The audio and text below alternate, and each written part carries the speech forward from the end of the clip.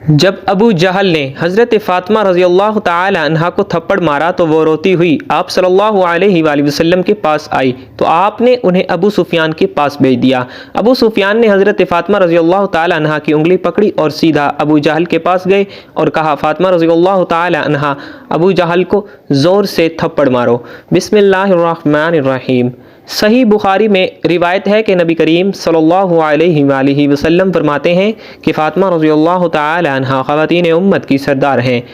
فاطمہ رضی اللہ تعالی عنہا میرے جگر کا ٹکڑا ہیں۔ جس نے اسے تنگ کیا اس نے مجھے تنگ کیا، اور جس نے مجھے تنگ کیا اس نے اللہ کو تنگ کیا۔ جس نے اللہ تعالیٰ کو تنگ کیا قریب ہے کہ اللہ تعالیٰ اس کا مواخذہ کرے۔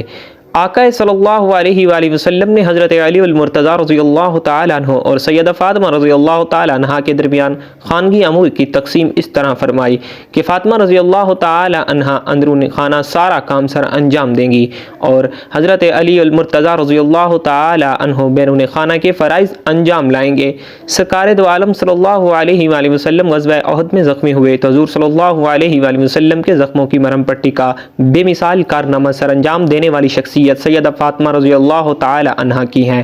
اور بخاری شریف میں ہے کہ سیدہ فاطمہ رضی اللہ تعالی عنہا غزوہ احد میں حضور صلی اللہ علیہ وسلم کے زخموں کی دھو رہی تھی، اور سیدنا علی المرتضیٰ رضی اللہ تعالی عنہ پانی ڈال رہے تھے۔ جب دیکھا کہ پانی ڈالنے کی وجہ سے خون بہہ رہا ہے تو ایک چٹائی جلا کر اس کی راکھ زخموں پر لگائی، جس سے خون بند ہو گیا۔ بخاری جلد ثانی۔ حضور صلی اللہ علیہ وآلہ وسلم سیدہ فاطمہ رضی اللہ تعالی عنہا سے بہت محبت فرماتے۔ جب ملنے کی غرض سے تشریف لاتی تو حضور صلی اللہ علیہ وآلہ وسلم ان کے استقبال کے لیے کھڑے ہو جاتے، ماتھے پر بوسہ دیتے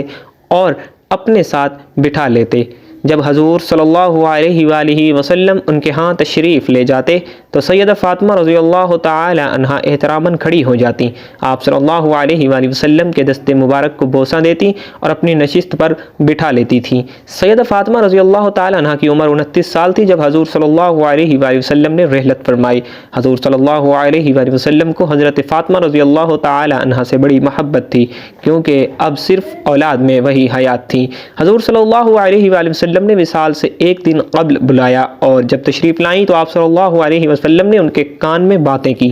سیدہ فاطمہ رضی اللہ تعالی عنہا اب دیدہ ہوئیں، پھر بلا کر کان میں کچھ کہا تو ہنس پڑی۔ جب سیدہ رضی اللہ تعالی عنہا سے حضرت عائشہ رضی اللہ تعالی عنہا نے پوچھا کہ حضور صلی اللہ علیہ وسلم نے کیا فرمایا تھا تو غرض کرنے لگیں کہ پہلی دفعہ آپ صلی اللہ علیہ وسلم نے فرمایا کہ میں اسی حالت میں انتقال کروں گا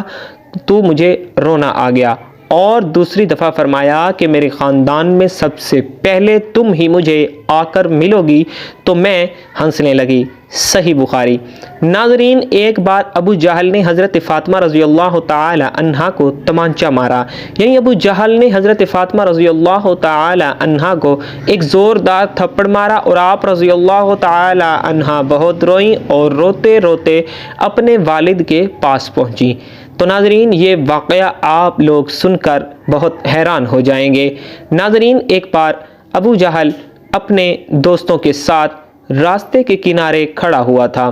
اور بات چیت کر رہا تھا۔ جیسے ہی اس نے دیکھا کہ حضرت محمد صلی اللہ علیہ وآلہ وسلم کی بیٹی فاطمہ رضی اللہ تعالی عنہا آ رہی ہیں، وہ اتنا بڑا ظالم تھا کہ اس بدکار نے حضرت فاطمہ رضی اللہ تعالی عنہا کو چڑھانے کے لیے آپ کو آواز دی، اور آپ کے والد حضرت محمد مصطفیٰ صلی اللہ علیہ وآلہ وسلم کے بارے میں غلط باتیں کہہ کر ہنسنے لگا اور آپ کو چڑھانے لگا۔ حضرت فاطمہ رضی اللہ تعالی عنہا کی عمر اس وقت 6 سال کی تھی اور آپ چھوٹی سی تھیں۔ اپنے والد کے لیے ایسے الفاظ آپ برداشت نہیں کر پائیں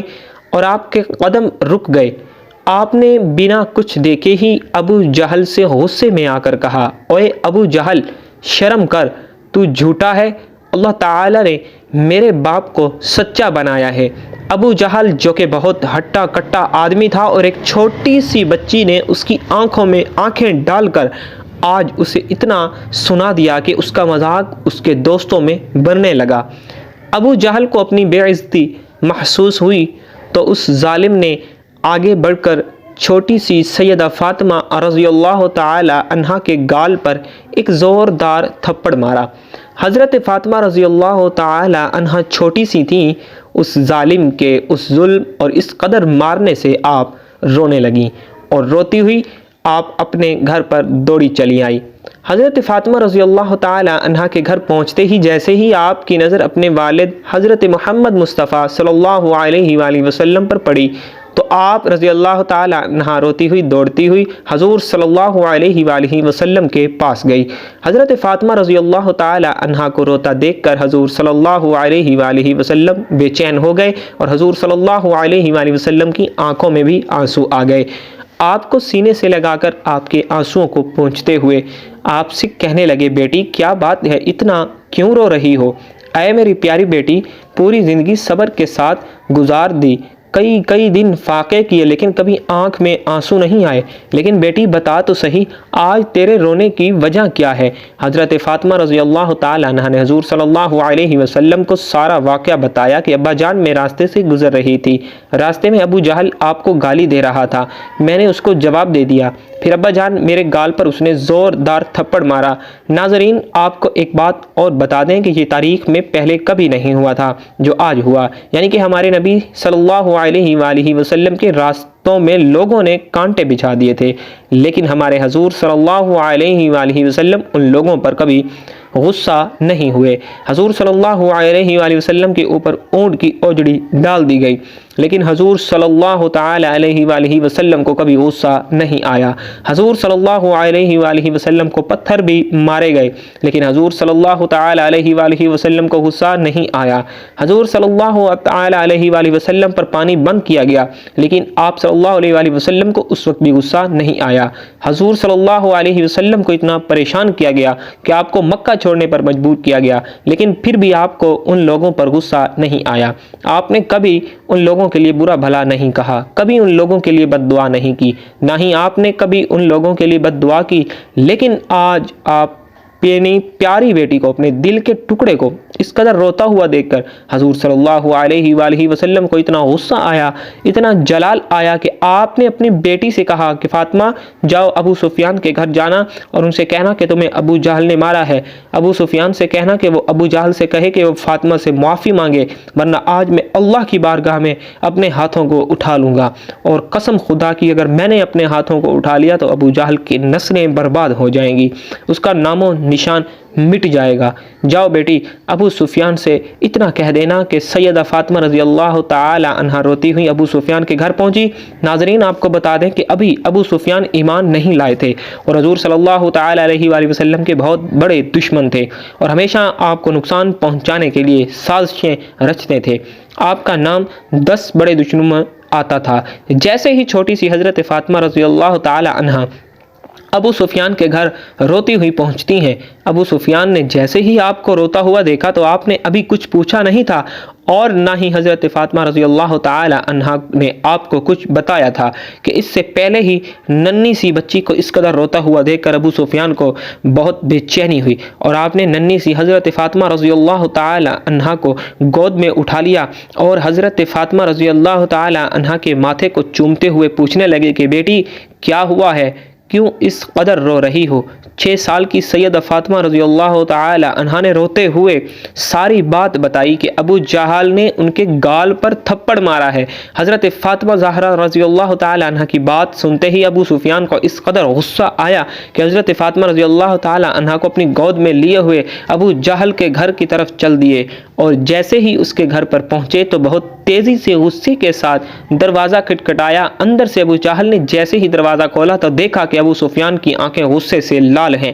اور ان کی گود میں نبی کی بیٹی فاطمہ رو رہی ہے۔ ابو جہل کے ہوش اڑ گئے اور وہ اس سے پہلے کہ کچھ بول پاتا کہ ابو سفیان نے ابو جہل سے کہا کہ ابو جہل تجھے شرم نہیں آئی اس ننھی سی بچی پر ہاتھ اٹھاتے ہوئے؟ ذرا دیکھ تو صحیح کس قدر رو رہی ہے، ارے ذرا اپنے آپ کو دیکھ اور اس ننھی سی بچی کی طرف دیکھ۔ ابو سفیان بہت غصے میں تھے اور ان کا یہ غصہ دیکھ کر ابو جہل بری طرح کانپ رہا تھا اور گردن نیچے جھکائے کھڑا تھا۔ ابو سفیان ابو جہل سے کہہ رہے ہیں مانا کہ ہماری دشمنی محمد صلی اللہ علیہ وآلہ وسلم سے ہے، لیکن تجھے شرم نہیں آئی اس چھوٹی سی بچی کو تھپڑ مارتے ہوئے؟ کیا تجھے نہیں پتا کہ دشمن کی بیٹی کو بھی ہم اپنی بیٹی کی نظر سے دیکھتے ہیں؟ ابو سفیان بہت غصے کے ساتھ کہتے ہیں چل معافی مانگ اس سے، اور حضرت فاطمہ رضی اللہ تعالی عنہ ان کی گود میں ہوتی ہے، ان سے کہتے ہیں کہ بیٹی اس نے تیرے گال پر تھپڑ مارا تھا نا، تو بھی اس کے گال پر تھپڑ مار کر اپنا بدلہ لے لے۔ حضرت فاطمہ رضی اللہ تعالی عنہ کہتی ہیں نہیں نہیں،